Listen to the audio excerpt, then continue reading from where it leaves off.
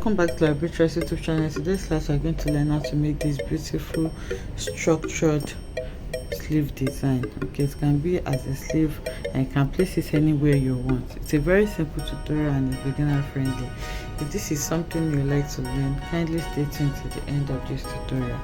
Thank you. So to make this design, I'm going to be creating the pattern on this paper. Okay, depending on how wide you want yours to be. This is a half scale and you can see it is 3 on this thumbnail, but it can be as many as you want it.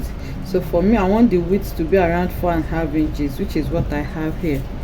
So including seam allowance 4.5, so that by the time I sew it, I'll have about 3.5 inches to 4 inches thereabouts.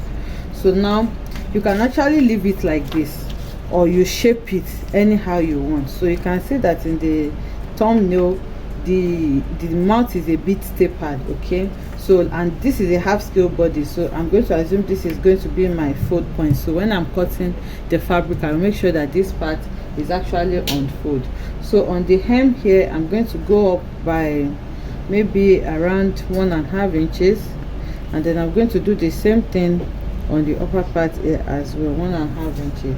Then I'm going to connect it to this point. You can do this anyhow you want. You can use your free hand, you can use your curve, you can make it straight, and you can also make it curved anyhow you want. So you can see that mine is a bit curved, so here you can just make it like this, or you can just make it go the same way that particular curve is going. It's totally up to you and the design you're going for.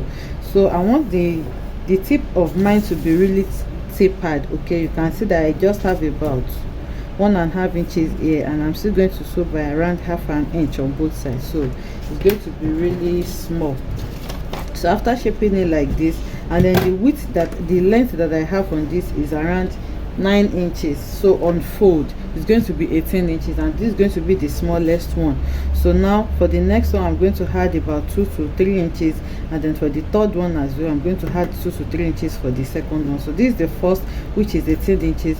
So for the next one, I'm going to make it around 20 inches in length, so on fold is going to be 10 inches, and then for the last one, I'm going to make it around 22 inches in length.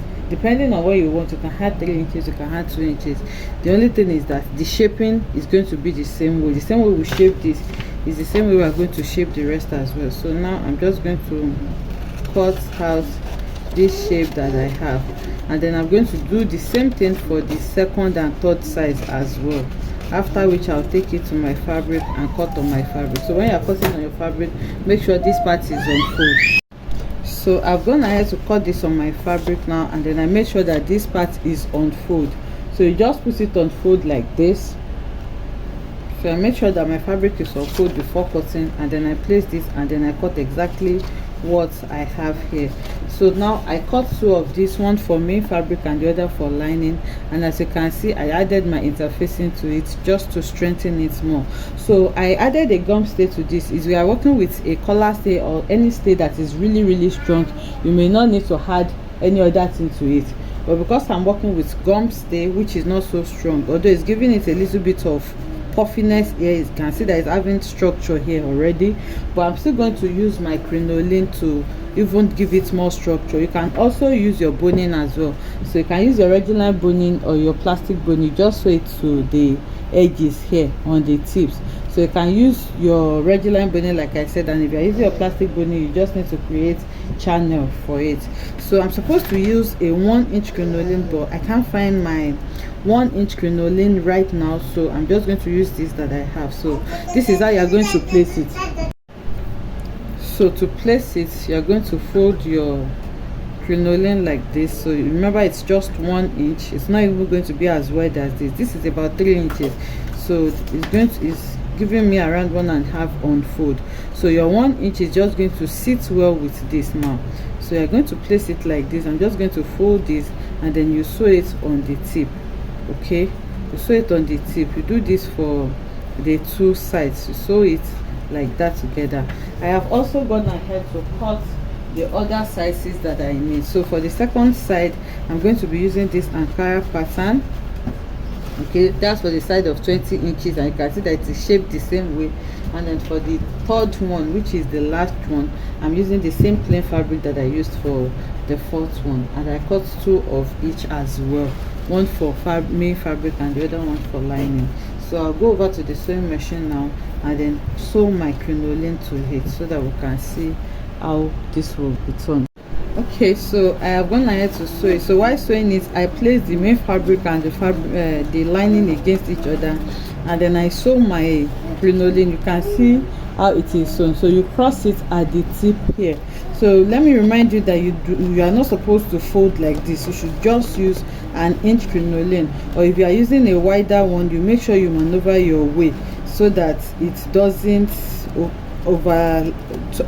move out of this tiny space that you have. But if your tip is not this tiny, then you can use any size of crinoline that you want. So I'm just going to use a hemming glue to just iron this down so that it can lay flat, because it's a bit puffy now because I folded it.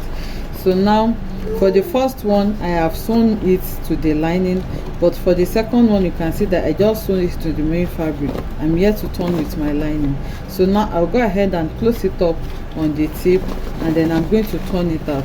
So after turning it out, you give it a good press, and then you can decide to just fold in your seam allowance at turnings. But for this tutorial, a bias was used, so I'm going to be using this plain color fabric to tape the edge, just like I have done for this other one. So you can see that when I finished turning it inside out, I just taped this particular one with the Ankara colored bias, and then I'm going to take it to my sewing machine, to my ironing table, so that I can iron it. So the same thing I'm going to do for this as well.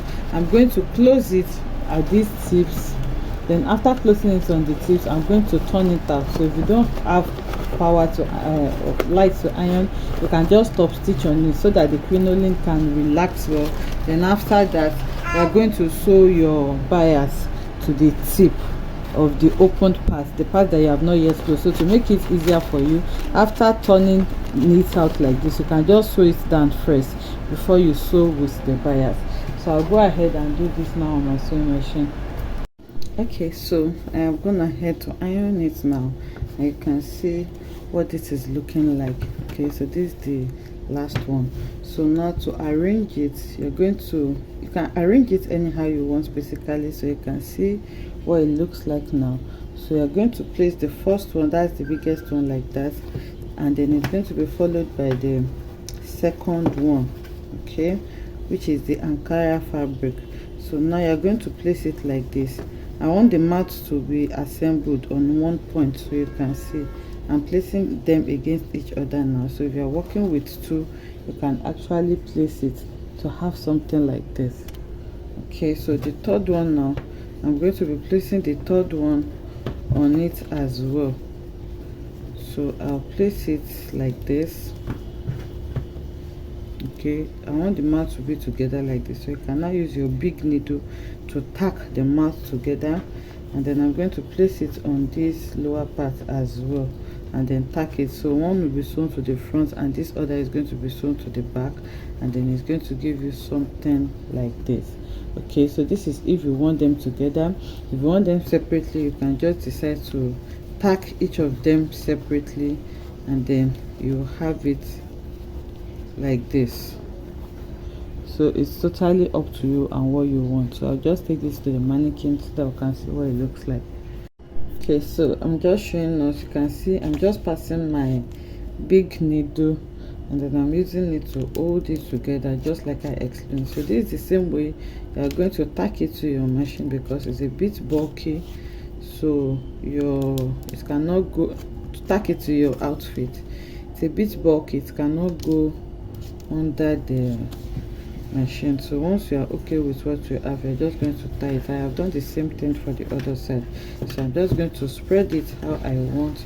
Once it gets to my, so you can see, so once it gets to my outfit, I'm going to spread it depending on how I want it to stand.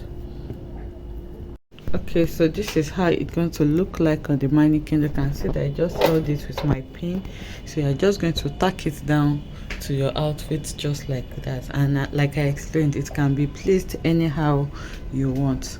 So I hope you enjoyed making this beautiful structured sleeve with me. If you enjoyed it, let us know in the comment section. Like, comment and subscribe to our channel, and I'll see you in the next one. Bye.